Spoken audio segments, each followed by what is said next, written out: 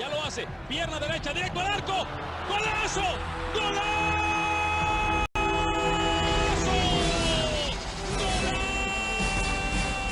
The world of football with a soccer perspective. This is Soccer Today with Duane Rollins and Kevin Laramee, live on the Sports Podcasting Network.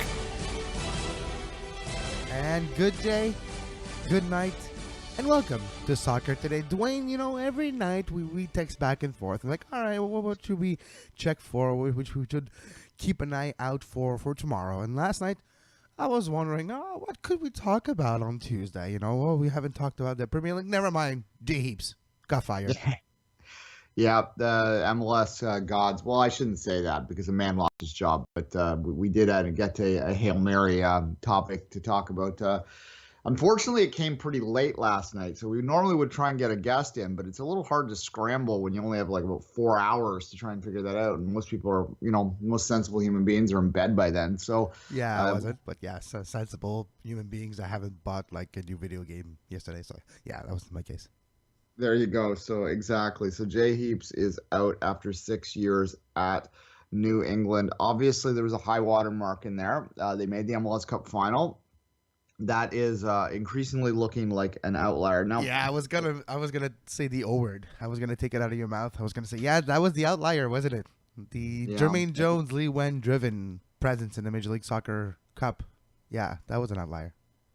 Although Lee Wen is actually, if you look at the, how me and my numbers, you look at the underlying numbers, Lee Wen's actually having a very nice little season kind of quietly. And the Revs are actually underlying numbers. They're kind of, making me look foolish for this because they're not having a bad season with that either when you look at sort of their shots and their passing and all that sort of jazz. But as we know, we use that O word again. The outliers will happen and they're having maybe a reverse outlier season. So I guess the main question off the top is it fair? Is it fair that he's losing his job now? And look, it's hard to argue against it. They've been pretty bad for most of the last 6 years. Last 2 years were disappointing if you're a New England fan.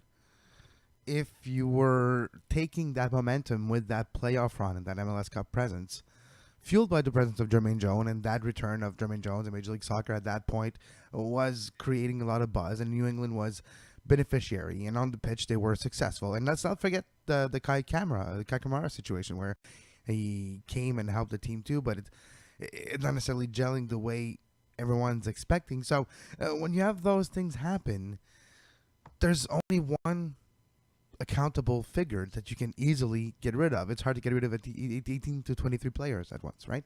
So Jay Heaps does pay the price with his job. It's unfortunate. He's been with the club since 2001 as a player, and eventually 2011 became a head coach, retired in 2009. So Jay Heaps played his entire career in Major League Soccer. I mean, like the epitome of an MLS lifer in the positive term. I think he will not have trouble, if not finding a head coach job, a very high technical staff job for sure in the near future. But it's unfortunate. But if you're looking at Jay Heaps' results, are they fueled by him, what he did with the roster he had? Or did he actually do the best with what he had and he should have been given better? Yeah, well, that is the question that is always going to be asked in these situations like that. Is it the coach's fault or is it the management's fault? And when you're talking about Kraft and you're talking about New England, the instinct is to blame him and his sort of ownership technique for the last little while. And we talked about this last week after the 7-0 win. And I guess that's, that and discipline, because there was another red card in the weekend, right? And I wonder whether that might have been the straw that broke the camel's back. It wasn't necessarily losing the games, but it was the fact that it seemed like the players no longer were in control. They know VAR's out there, as much as I don't like it and all that, it's there. You can't throw an elbow into someone's head like we saw on the weekend and expect to get away with it. And if you're doing that, then you just don't care anymore. And I think that maybe the other part of that too, if you look at the 7-0 against New England, look, I've seen games where it's 11-9 before and teams don't give up 7 goals. So at some point in that, the players have zero you-know-whats to give anymore. And that's maybe the problem that was happening there. Real quickly, Kevin, before we move on and talk more, let's go through his record real quick. In his 6 seasons, ninth place did not qualify, 5, 16, and 13. Ninth place did not qualify, 9, 17, and 18. Oh, and by the way, just a caveat of the record, every single year almost, outside of 2, in those years there were expansion team in Major League Soccer starting in 2011. Yeah, exactly. So going 2013, we've got third place in the East Conference semifinals with a 14, 11, and 9 record. The second place quarterfinal finished in 2014 with a 17, 13, and 4 record. So not a bad stretch in there. Then you have fifth place knockout round loss in 2015, 14, 12, and 8, and then 11, 14, and 9 last year. Seventh place did not qualify, and obviously they're not going to qualify for the playoffs this year. I think it's pretty safe to say that at this point, and thus the move was made. Look, it's almost difficult to continue this conversation because there's not a lot more to say. Was he a terrible coach? I don't know. Hard. I don't think he was, but I don't think he was particularly inspiring either in terms of his record or his results for the years. We mentioned the MLS final, and that was driven by. I'm gonna make an analogy here. Look at the team in 7th and 8th position in the standings right now. Montreal and New England. I don't want to compare them outright because I do think Montreal's been given a better roster than Jay Heaps.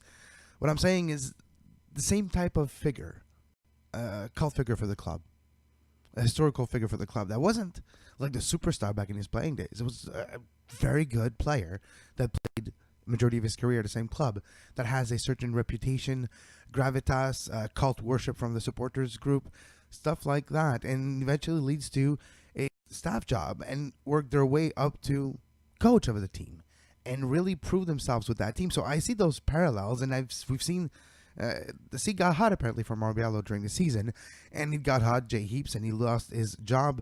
It tells you that sometimes the leash is long, but it doesn't matter what your history is with a club. A coach eventually is expendable. Yeah, well, you're hired to be fired. That's the old analogy, the cliche there. And unless your name is Alex Ferguson or Arsene Wenger, that was a bit of a Freudian slip maybe there. At any rate, unless you're the name something like that, you're one of the sort of iconic images that are out there in the world of football. You are going to be fired. Jose Mourinho has lost his job a couple times, right? Like it's something that happens. Where do they go from here? This is the next question. And it's a little hard to speculate on a coaching hire, especially when you're looking at a place like New England that doesn't seem to spend a lot of money. But a name jumped out at me, and maybe this is just completely our bias coming out here last night, but there's a lot of sense by this. Would this be a job that MDS would look at? Would this be a job that would fit MDS? And I kind of think it would, because he's a guy that goes in and sort of takes teams that don't necessarily have as much resources as others and manages to rise them up to a certain level. He has a history, albeit at the lower level, for sure, with the Fury, with the Deltas, with the Kansas City Slow Park. That's what I'm trying to get out of my head right there. He has a bit of a history of doing well with clubs like that, and New England might be a team like that, Kevin. Could be. It would be interesting, the timing of it. If there's an interim right now, or if they're looking to find their next head coach right now for the foreseeable future, that's the difference. He is with the Deltas in the NASL. There's a very high fair probabilities that MDS will need to find a new head coach job for next year as well, just because the existence of the Deltas are in jeopardy for next year, is in jeopardy for next year. So you do have that possibility. Sorry, Duane? I was just going to say, yeah, that's the other part of that, is that you know that he's probably got his resume out there, because even if they do continue on, he can't feel too secure, and that's not a cheap place to live. It's not like he could, carry on without a job for a year in San Francisco. No, you cannot. It's extremely expensive just to visit, so I can only imagine live there. Like $4,000 rent. Who makes that kind of money? Well, not me. Well, anyways, not now. Yes. Yeah, maybe one day, but not now. Like, SPN is not that big. Maybe one day. Maybe one day will be the new Barstool. Who knows? But maybe we'll hire Julie Stewart-Binks, Duane. I know you'll be happy. Maybe the One new day. Barstool. What, I'm going to talk about women all day? I don't know what. No, Barstool Sports is a. How do you know? Don't know if you know. It's a pretty Yes. big now independent in the States. Anyways, It's a bro site. I know. yeah, pretty much. Yeah, it's a pro side. Yeah, but no. So when I look at a situation, who's next for New England? Depends. Is it continue the course? Is the supporters, the fans, the fan base willing to continue to support this type of team that just exists, tries to play, tries to spend a little, but closer to the floor than the ceiling in the salary cap league? Not three DPs. Like, do you see commitment from Robert Kraft to maybe spend more money on players and have a project so he can convince a decent coach to come? That's tough questions. No, and I mean, look, the other issue with New England is that increasingly, as more and more clubs get stadiums that are appropriate for them or have stadium plans in play, those clubs that are stuck playing in at 1.0 stadiums and NFL stadiums that aren't full all the time. Like, there's a difference between Seattle and Atlanta in the fact that they pack the place. So and it's like made more for soccer than the other ones. Like, I've talked about this yesterday. The new Atlanta stadium doesn't feel like an NFL stadium that's been worked around to accommodate MLS. It feels like a soccer stadium. It doesn't feel like a football stadium. Just because they added some rolling seats to cover those, I don't want to say fences, but you know how sidelines are in NFL anyways. It doesn't feel that way. Same for CenturyLink Field. When you're looking at RFK or Soldier Field, it's not the same, right? They don't adapt that stadium in the same way, and it's the same for Foxborough Gillette Stadium. It's basically just taking off the paint on the field. Okay, you can play now. Yeah. Well, and sometimes they don't take the paint off, but that's another story altogether. It depends what time it is in the Yeah, NFL season. If it's close to playoff, yeah, you guys are playing on lines. Yeah, if the Patriots need the stadium, to practice it, then they're going to do that. Anyway, a couple just quickly. I'm looking through Twitter here to get some fan reactions, some more prominent fan reactions, and these are Rebs folks here. A gentleman by the name of Eric Lander. It's the number one promoted tweet here. It's okay to appreciate Jay Heaps as a player, person, etc., while still being entirely dissatisfied with him as a coach of the New England Revolution. He identifies himself as a Rebs season ticket holder. Another one here. This is Juliana Cardillo. First, Jay Heaps did a lot right as a player and a coach. He's a New England Revolution legend, but his lack of coaching experience and tactical knowledge did him in.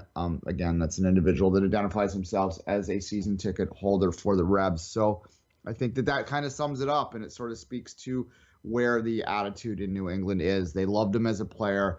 They realized that it was time to move on, and it really was. And look, the other last part of this, and I guess before we end the conversation, I'll talk about this, is we have, I think, this year now seen 3 coaches fired during the season. And to me, that sort of speaks to a new trend within Major League Soccer. And maybe it does suggest that the pressure to win is increasing a little bit more. You're seeing clubs like Toronto, like Atlanta, like Seattle, like Portland, clubs that have come in with ambition or have been in with ambition and are spending a little bit more than usual, and they sort of are, as we talk all the time about the 1.0, 2.0, 3.0 kind of thing, and maybe the pressure is getting put on those clubs that are sort of lagging behind a little bit. And of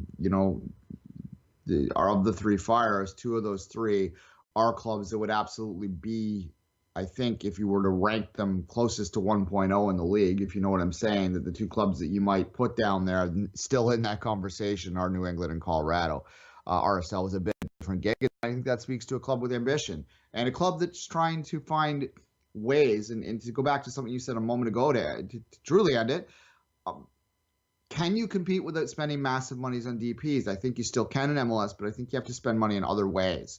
You either have to spend it on infrastructure, or you have to spend it on academy and sort of scouting kind of things. I think that's the way you can make up. You can spend smartly in other ways, but I don't think you can get away with just not spending anymore. And I think when you're talking about Colorado and you're talking about New England, maybe they've been trying to do that a little too long, and they both canned their coach this year, and we'll see whether this is a sign of them moving forward in a new direction or just trying to find a scapegoat, Kevin.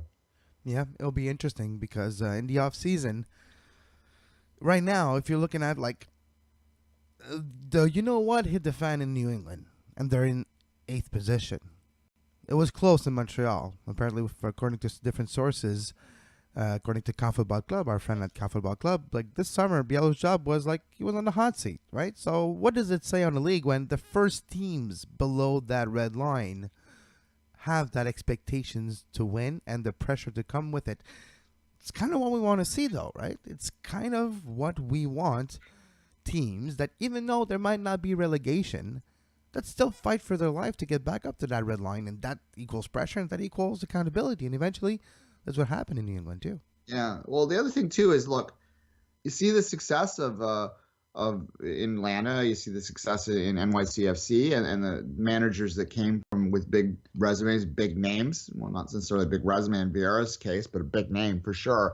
Duane, big resume as a player and did all that he could as a coach to get ready. Licenses and internship at the biggest club one of the biggest clubs in the world. What else would you like? Yeah, no, precisely. And that sort of is calling false to that old suggestion that you had to have MLS experience to manage in this league. So you see a guy like Jay Heaps come in, Ben Olsen, guys like that, guys like that, Greg Vanny's an exception, who was a player who sort of fits that mold too and has had found success. But Biello fits that mold. Jesse Marsh fits that mold. There's other molds. There's a few success stories here and there. Petke early on, a big success stories with New York. It wasn't meant to be later on.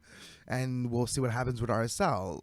You mentioned Vanny is the outlier. Yeah, Biello last year was the outlier. This year is looking more with the Jay Eaps and the Ben Olsens. But it's the same type of a generation of coach, though. Same type of generation of player that transitioned to a coach in a MLS era that was different. I don't know. I'm not taking a judgment call. I'm not saying it is or it is not. I'm just putting the question out there, and it's for you and the listeners to think about this. Even though it's MLS legends or soccer legends in clubs, is MLS in a different state now where you actually need I don't want to say a real coach, but you need an experienced coach. More experience, and you're going to spend a little bit more money on the manager. Real quick, this isn't on the lineup, but I'll just throw it at you right now, and there's no wrong answer. Just instinctively, who would your vote for Coach of the Year be right now? It's a tough one.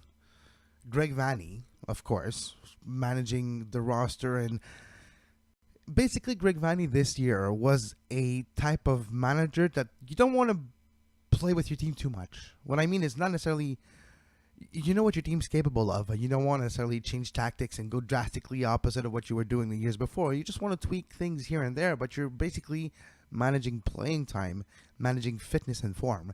And I think Vanny did a great job for that. Tata Martino, how he had to come into the league and adjust to everything was impressive. NYCFC, how Patrick Vieira continues another year of what's been 3 successful years as a manager in New York City FC after the debacle of their first year. So I do have a few candidates, but in the West Conference, it seems to me a little hard to pinpoint a coach here and there because of the parity that exists and not like a team standing out in the West that would dictate a result and a project that really worked, that would tell you that a manager really was successful and deserves to be named the best. I think it's going to be in the East. And it has to be between, let's not forget Pavlovich, him, in Chicago. Yeah, Chicago Fire's coach. Exactly. Yes. Joe Smith, no. Yeah, it would be a lot easier. Actually, like Jean Tremblay would be a lot easier, but that's something different. But the coach of Chicago did a very well positioned job, in my opinion, to include the new pieces in and to make the team feel different. But a few candidates, I would probably go with Vanny. I'll answer my own question. I actually think Vanny will win. And I have a couple reasons for that. First of all, I think, it's just, you can make the argument, right? But I think also the voters are going to look at so many players for TFC, and they may have, you look at the best 11, you can make an argument for 5 or 6 TFC players to be in the best 11, which won't happen. But so there are going to be TFC individual players that are going to be snubbed by awards because they're going to either have vote splitting or there's going to be this feeling that they have to be fair and spread it around. So I think that symbolically they're going to give Vanny the coach of the year, basically to make up for the fact that they realized that they probably could have given, newcomer to Vasquez. They probably could, there's an MVP argument there. Drew Moore or Justin Morrow could get votes for defender of the year. I mean, you could go across the board, but I do think that Vanny, for his ability to take this team possibly, I don't think it's getting impossibly likely to an all-time records in points, is something that will be recognized there. All right, let's take a break. Come back. We'll talk a little bit about CONCACAF, talking about changing its champions or changing its World Cup qualifying to something different. You are listening to Soccer Today. Follow us on Twitter at SoccerTodaySPN and like our Facebook page, facebook.com/sports. You can find the podcast version of all the shows we do on iTunes, Apple Podcast, Google Play, TuneIn, iHeartRadio, and anywhere you get your podcast. And we're back on Soccer Today. Duane, just before we talk about CONCACAF, I was just watching my TV screen in the background, and I was showing the red card by David Luiz this weekend against Arsenal on Sunday morning. What would you have called red? I don't know. No. My answer is no. I tend to be a little bit reluctant to flash that red around unless it's pretty extreme. But I think that one could have been done with a little bit of a warning. All right, it was a terrible game, by the way, 0-0. I'll talk about it more. CONCACAF is looking at maybe the possibility of changing its World Cup qualifying process, which maybe would give Canada better probabilities of being in the damn World Cup. Yeah, other than hosting in 2026, which fingers crossed. But look, we've heard this noise before, and as much as what happens here is basically we're having a classic divide between the big clubs, and by big clubs I mean the two big, Mexico and the U.S., really liking the current format, and the rest of CONCACAF, the smaller clubs, the minnows or whatever. I keep calling them clubs, you know what I mean, teams. The minnows not liking the fact that they're eliminated so far out of the World Cup, and that includes Canada in that. And that really is the weakness of CONCACAF's qualifying campaign. When 3/4 of your members aren't playing competitive games for half of the cycle, it's a problem that needs to be addressed. But it is complicated. I get it, because there is such a disparity between your top and your bottom. It's not like Europe, where you have, obviously there's some minnows. In Europe, you've got your Liechtensteins and that go in there and get their ass handed to them by your Spains in qualifying, which is why you hear them talk about the need for pre-qualifying. And I think, to UEFA's credit, they resist those calls because those teams deserve to play as long as they can. And I think the same thing exists in CONCACAF, but you have a resistance towards, again, a resistance from the bigger teams, the bigger nations to want to play the smaller islands basically longer into the cycle. So I don't know what the answer is. I think in CONCACAF you're going to have some kind of pre-qualifier to get into a final round, but I think your final round needs to be expanded to allow for more teams to play longer. And especially, Kevin, when they move to 48 and there's 6 teams coming through, I think at that point you can make an argument for having 6 groups of some kind. The winners are going on. And that means that you're not going to necessarily have your U.S.-Mexico game in a World qualifying situation, but you hope to alleviate that with this League of Nations thing. So there's got to be an answer that allows more teams to play longer. Yeah, or if it's a different solution, instead of a hex, you have 12 teams, and you have some sort of a tournament. A double hex. I've talked about that before, too. Yeah, that's what I was thinking. Not a pure group stage, because it will take forever, but you do some sort of group stage with some sort of one round of knockout, maybe something at the end, that you find yourself with about 6 teams. So we'll think about it. Okay, here's a very simple qualifying campaign. It was 48 nations in CONCACAF, so you've got to get that 48 down to 12 somehow. I haven't done the math already, but I mean, I'm sure I could work something out which would get them down to 12. Then you pull them into 2 groups of 6. And the top 2 this is when you get to 6 teams qualifying, the top 2 would automatically go. So I guess the top 3 would automatically go, wouldn't they? So it depends on what their half positions are in there for what would happen after that. So you just basically have 2 hexes. And I think that would be a better situation that would have, just looking at the rankings right now and looking at the last round, you would have Canada still in there. You would have Jamaica still in there. You would have probably countries like Guatemala, El Salvador would have a greater chance. You would have the possibility of a team like Haiti stepping up and getting competitive games against the U.S. or Mexico later on in a cycle. And that would, what's the rising tide rises all boats? I said that wrong, I think, but you know what that saying is. The tide rises all ships. Yes, you know what I'm saying. Anyway, everyone gets a little bit better when with a little bit of a improved play, their improved competition. That's the point we're making there. So I think it is something that they need to do, and something that they resist doing. So I'll believe it when I see it. But there's only one more cycle anyway until they have to change the format, because you can't have a hex where all 6 teams qualify. That's the point. Just don't play the games. Just let everybody in. I don't know. Yeah, exactly. So precisely. So you're going to have some kind of change coming forward after that when you get to 48. All right. The other thing that we saw this week is that MLS is making some noise behind the scenes about changing their playoff format. I don't really like this one, Kevin, because the argument is it's going to give a greater advantage to the upper seeds to switch from what they're talking about is switching from a double limit, like a home and home, to a 1-game knockout. To me, that doesn't give it an advantage, because it means if you have one slip up as a higher seed, you're done. You don't get a second chance. And I don't know. Maybe I find that a little bit silly. I would rather them just, if they really want to protect the upper seeds, Kevin, reduce the playoffs so that there are fewer lower seeds to knock them off in there. Can you imagine the pressure on teams at this point of the season? If instead of 6 teams makes the playoff on each conference, if you go baseball style and have like 4 or 3 in a wild card, or imagine the craziness that you would see, the pressure kind of would make the playoff starts like a few weeks before for a few teams in the standings. And if you're a team in the Western Conference, look at the standings in the Western Conference right now. It's so tight from basically the 2nd to the 6th position, even further down. If you only have 4 teams making the playoff, those games will be intense and with crazy meaning late in the season, which is not the case anymore. I think 6 teams should make the playoffs total. 3 on each side? For a while. 3 on each side? Yeah, 3 on each side. First place gets a bye, 2 plays 3. Or, well, 3 goes to 2 plays. And you can have single elimination at that point if you want.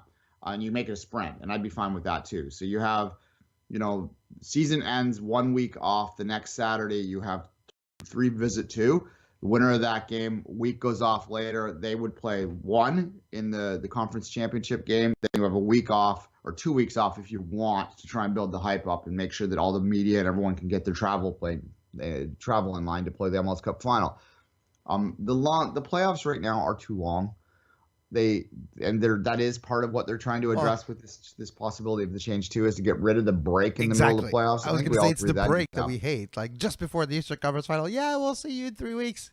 What? Well, 2 weeks. Yeah, like what? It's the worst. Last year, like everybody was so pumped here in Montreal and Toronto. We're getting a derby, but you have to wait for it.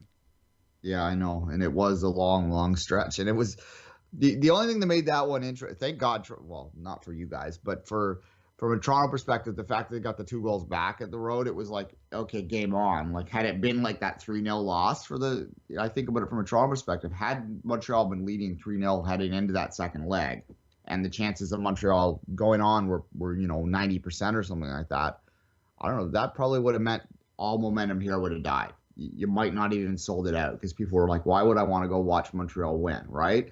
So you run that risk too. I do like the idea of condensing the playoffs into a sprint, into an NCAA March Madness kind of thing. I think that would build momentum up. Boom, boom, boom. Oh, the final, and this is exciting. We watched these teams for 3 weeks now.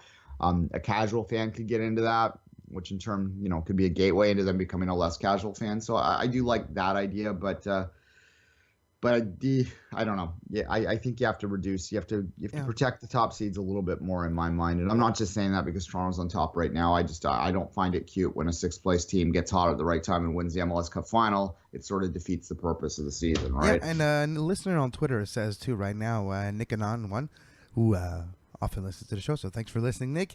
And he says there can't lower teams in the league without relegation, though, because in his opinion, there would be too many meaningless games. There's a bit too many right now with 54% of teams making playoffs. Yes, in theory, yes, but I do feel, Nick, that with the parity, the famous P word, the parity in Major League Soccer right now, the differences between teams from the second to the sixth to seventh are so close that everybody will be jousting for position to be in those 3-4 teams. So I do see it differently, but it's a very fair point that you bring up.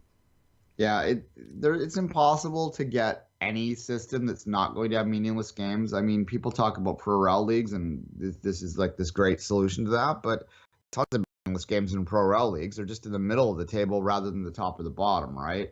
When Wolves, well, not Wolves, they might be in a, they're not in the Premier League. But I'm just trying to look at teams right now. Let's say when Watford, Stoke is playing Watford next April. I mean, it's a battle for 11th, right? Like, it's probably not going to matter one way or the other.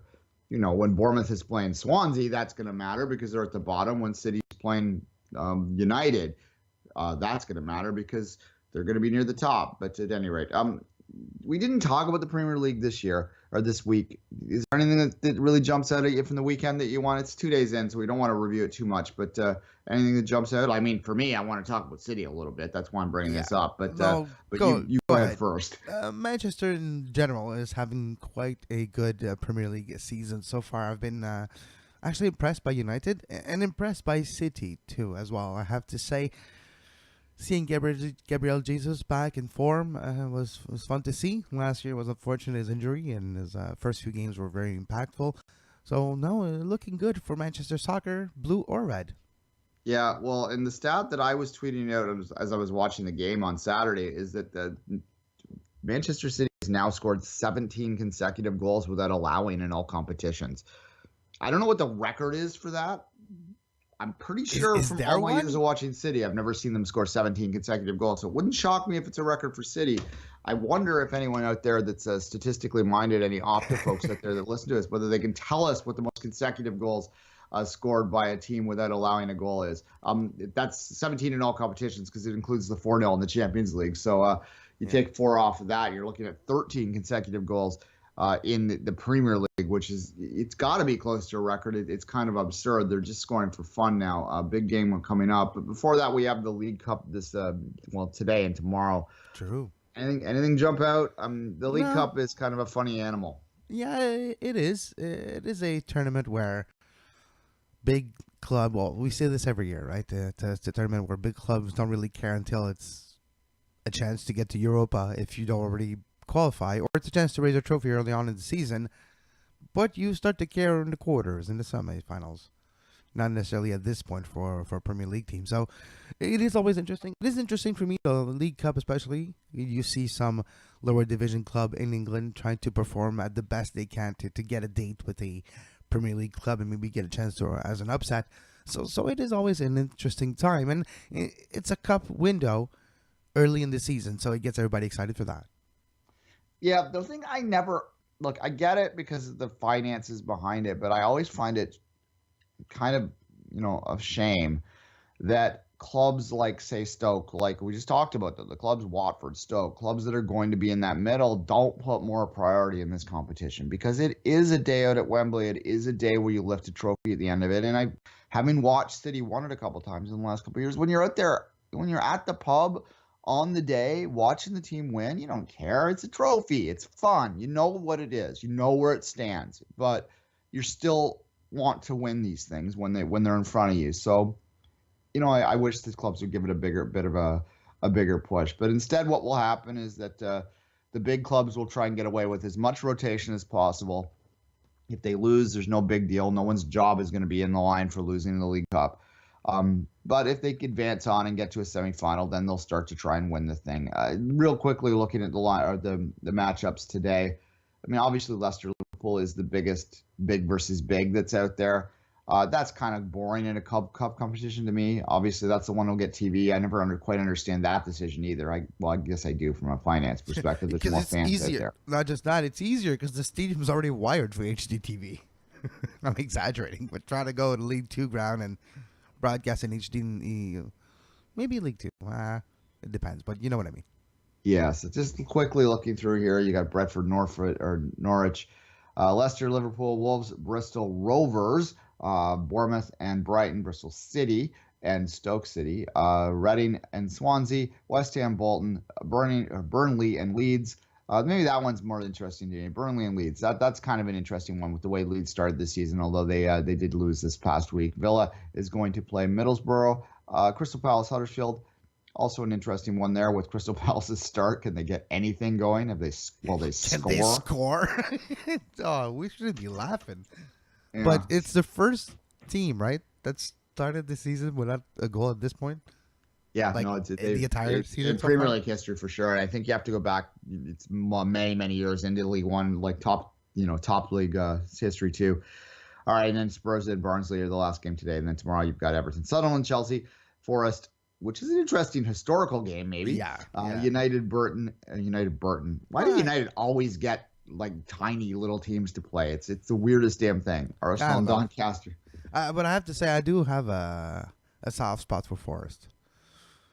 Well, I love Robin Hood. Love Robin Hood. Love the history. Love the idea, and nothing in Forest. Come on, the best name ever in a soccer team, in my opinion. Think back to the 70s when you had, the teams that were top of their leagues back then are tiny little towns that probably will never get back up there again, Forest included. You look at Mönchengladbach was very, very big in the Bundesliga back then. It was an interesting era for sure. And West Brom City is the final game. And you know what I like to do? I like to make transposition in Canada so people get it right. So, the Laval, the Comets of Laval would be like a powerhouse in the Premier League, just the size of the city. You would have the Petawawa Marines or something playing the Premier League. That's like the equivalent of like Nottingham or something. The town I grew up in, Belleville, is about 100,000 people. So, there are cities in the Premier League that have 100,000 people, and some of them in the past have been pretty good. So, yes, it seems a little surreal in a North American context, but we'll never see it here because Pro Rel ain't never coming here, folks. But, going to get tweets now, aren't I? All right, Kevin, on that note. Why did you open that Pandora's box? All right, let's stop the show before people start sending us tweets. All right, bye. You can follow Duane on Twitter at 24th Minute and myself at Kev Laramee. And as always, until tomorrow, have a great soccer. You can find the podcast version of all the shows we do on iTunes, Apple Podcast, Google Play Store, TuneIn Radio, iHeartRadio, and anywhere you get your podcast.